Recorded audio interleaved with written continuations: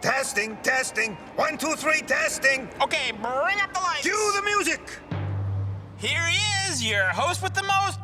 The most what? Just introduce me. Okay. Here he is, your host with the most something or other, Larry.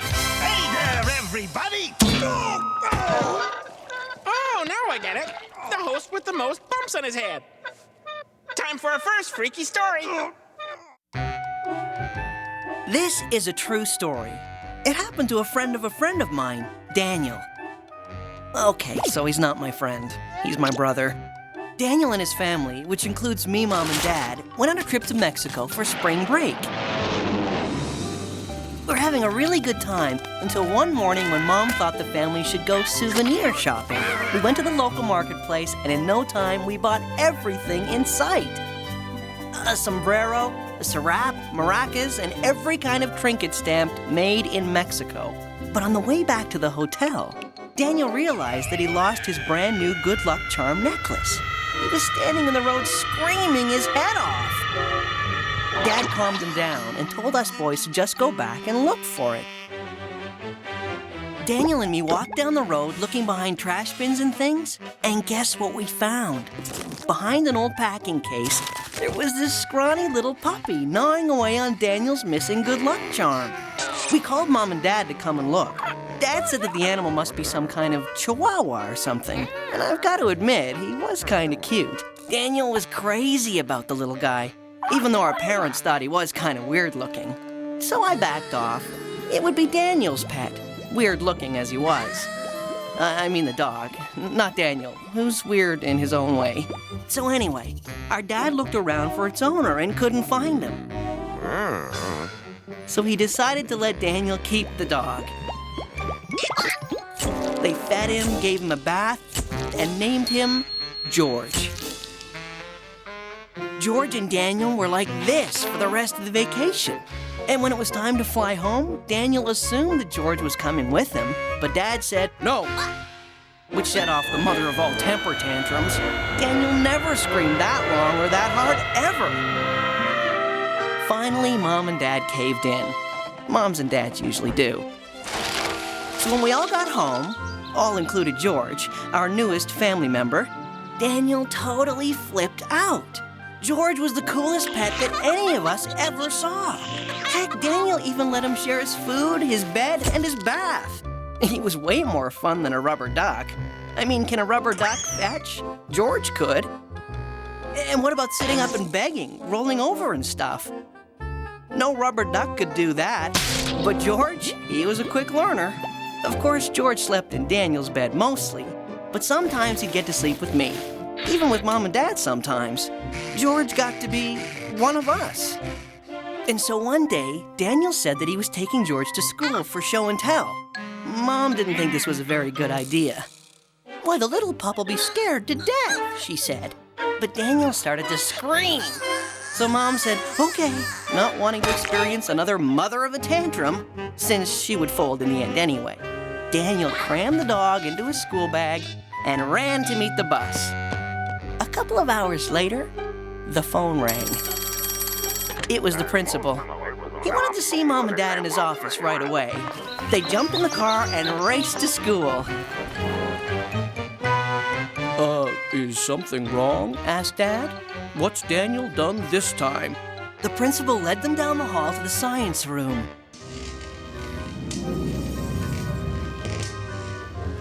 I'm afraid there's a little problem, said Mr. Lamprey, the science teacher. Tell me, where did you get your pet? Mom and Dad exchanged glances. What could be wrong, they wondered. Mr. Lamprey, the science teacher, told them. Your pet isn't from around here. you might say that it's a tropical breed. And stranger still, George isn't even a dog at all. Mr. Lamprey took a deep breath.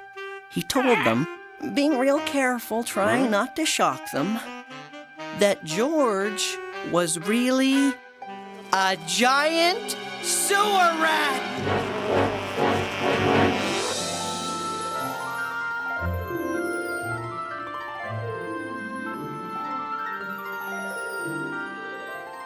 This is a true story. It happened to a friend of mine. And do you know anyone who wants to buy a pet? Real cheap.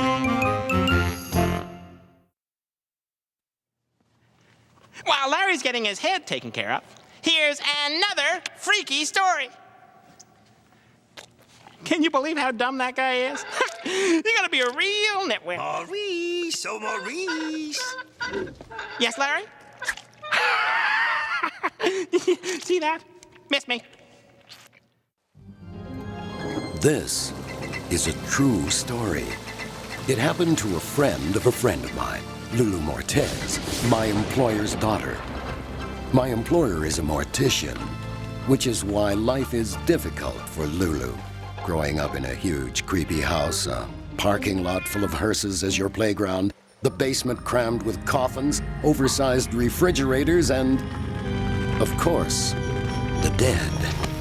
And being a mortician's daughter, it's quite hard to throw a really fun sleepover. It broke her dear mother's heart to see the other girls going off on their first real dates while Lulu stayed at home, greeting the bereaved.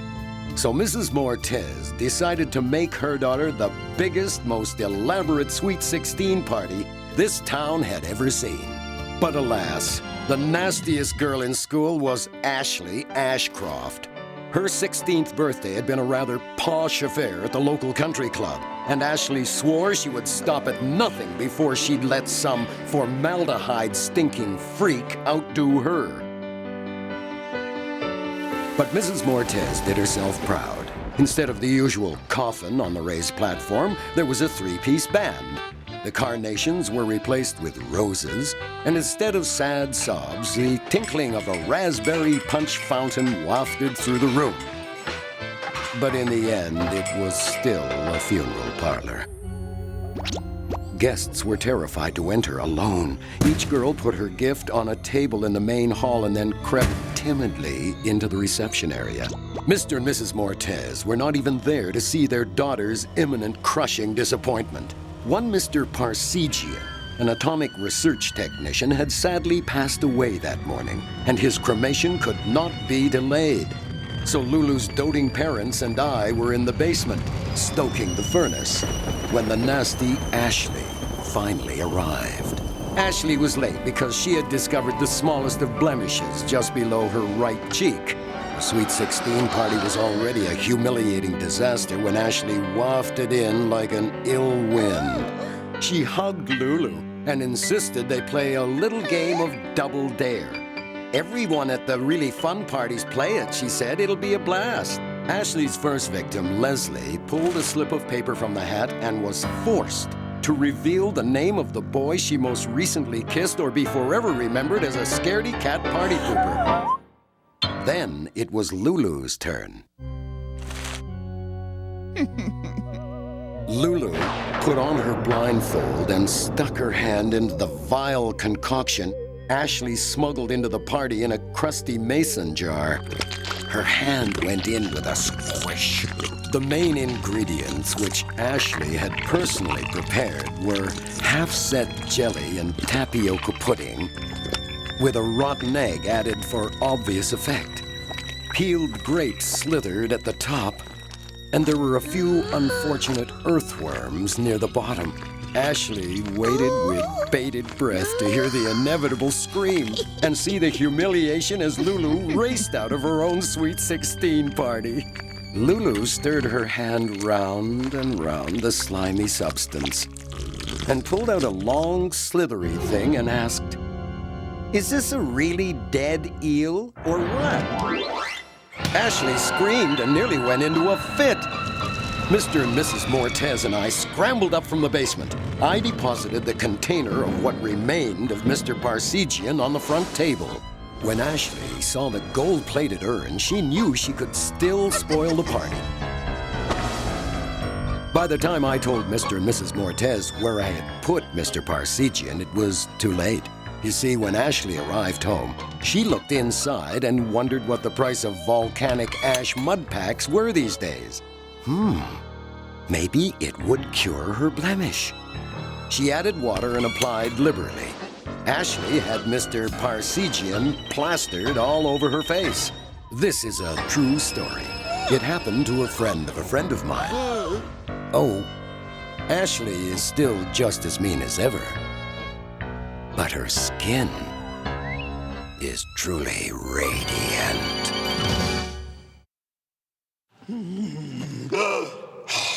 Get that thing out of here! Thank you. For our next freaky story.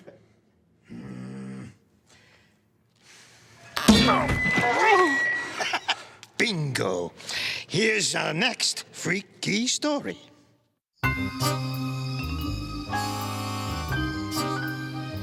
This is a true story. It happened to a friend of mine. But like, how friendly can you be with a guy who likes to spend all his free time sitting on his roof playing with his telescope? Which is why the guy deserved the name Pigeon Dave.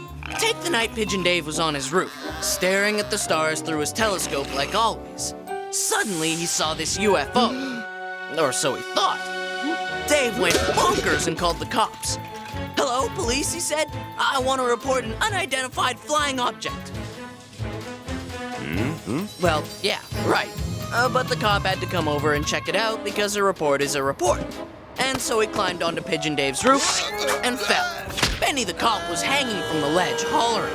Pigeon Dave couldn't find the UFO, so he was hollering too. Pigeon Dave finally hoisted old scaredy cat Benny onto the roof. Fortunately, Benny was thankful, so he didn't arrest Dave for calling in a false alarm. The next night, Pigeon Dave went right back to peek through his dumb old telescope again. This time, no matter how hard he tried, he couldn't find stars anywhere. But when Pigeon Dave was finally able to focus, he was looking in an apartment across town.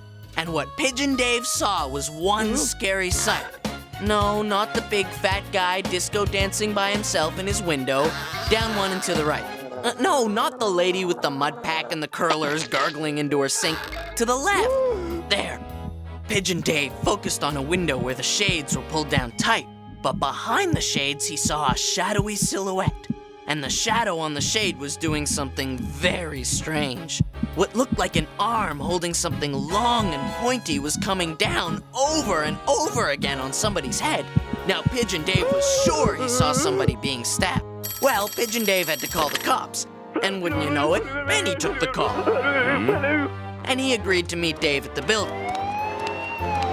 When Benny pulled up, he tried to look mean to show he'd better not be tricked this time. Pigeon Dave told him to look up and see for himself. Benny looked up at a window and said, "I admit the guy's a lousy dancer, but that ain't no reason to arrest him." Dave told him, No, you're looking at the wrong window."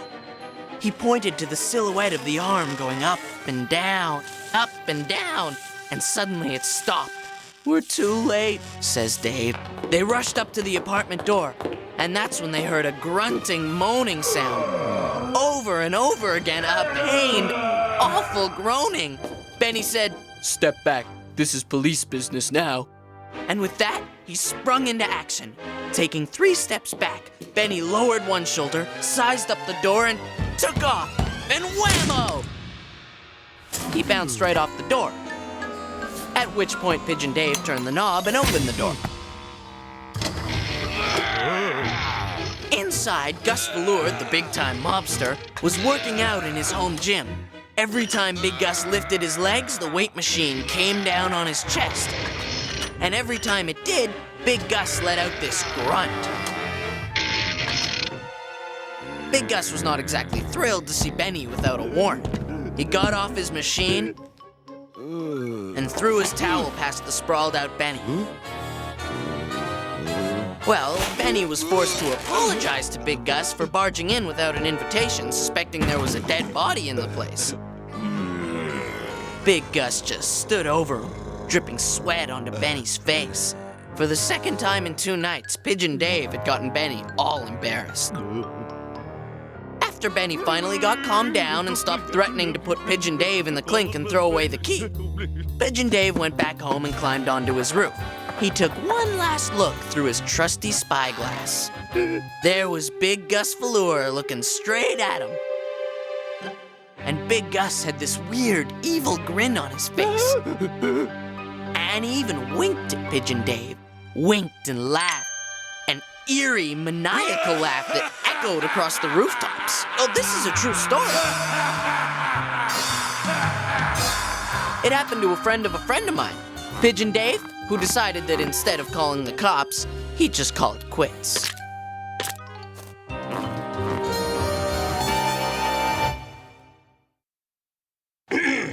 Our next story is a hairy tale. Which neither of us has. I'm just trying to help. You helped enough today. Come on, let's get out of here. So what'd you do with the microphone? Oh, it was too dangerous up there, so I put it on the floor. Right. This is true story. It happened to friend of mine, Max, a little kid who loves my stuffed cabbage, which we serve in school cafeteria on Tuesdays. He's a scrawny little guy with glasses thicker than phone book. But he is, how you say, whiz kid in chemistry. He blows up lab 3 times already, and he's only 14. One day, Max saw Rhonda. The chemistry genius was quick to develop sudden interest in biology. Rhonda had blonde from a bottle, green contact lenses, expensive dental work, and the brains of a... Well, this was her 3rd time trying to pass Mr. Chiappatta's class. But Max didn't care. He was in love.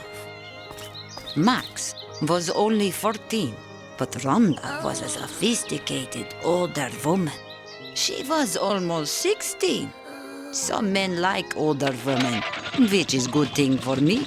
Rhonda was dating boys who had cars, part-time jobs, and a shave. Now Max gets car sick just thinking about cars. And his parents thought a job would interfere with his schoolwork. Max might get a 98 instead of 100. What else would impress Rhonda? Hair. Manly facial hair. Max sat in front of mirror every morning, but couldn't get even a single whisker to pop out of his skin. So he tried drawing mustache on, but his mother took back the eyeliner pencil and threatened to send him for counseling. So Max created a chemical formula. As soon as he mixed it up, hair started growing on the inside of test tube. So Max splashed some on cue ball. Instant hair. He poured some on the floor. Instant shag carpeting. All he had to do was smear it on himself, using special gloves so that he wouldn't get hairy palms. Put a drop of formula on his finger, then spread it to his upper lip and... Well, nothing happened. Max figured maybe a little more of the formula will do. So he used 2 times as much. But Max's upper lip was still bald as my papa's shiny head. He was getting desperate. He smeared on more and more, slathered it on in thick globs. But when he looked at his face in old chrome kettle, there was not one single new hair to be seen. So, Max gave up and went for a stroll. He suddenly realized he forgot to account for the porousness of human skin in his formula. You know how it sucks stuff up. Maybe that is why he didn't see the car that slammed on the brakes as he crossed the street. And who should be in car but Rhonda and her latest date, the captain of football team. Look what you did! You almost scratched the paint. Max, who was scared to death, threw his hands in front of his face. And that's when he felt it. Hair. The formula worked. Then Max snarled at Randy. That's right, snarled. And Randy ran away. Max wondered why he snarled. But no time to worry about that because there stood the love of his life. Max walked up to Rhonda, who was screaming with fright. It's okay. It's me. I'm fine. But then he saw in car mirror why Rhonda was screaming. You see, it took a while for the formula to work. But it worked good. A little too good. Max, the chemistry genius, turned himself into a werewolf. Like I said, this was a true story.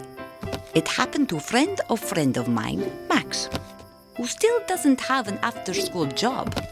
But now, he's moonlighting.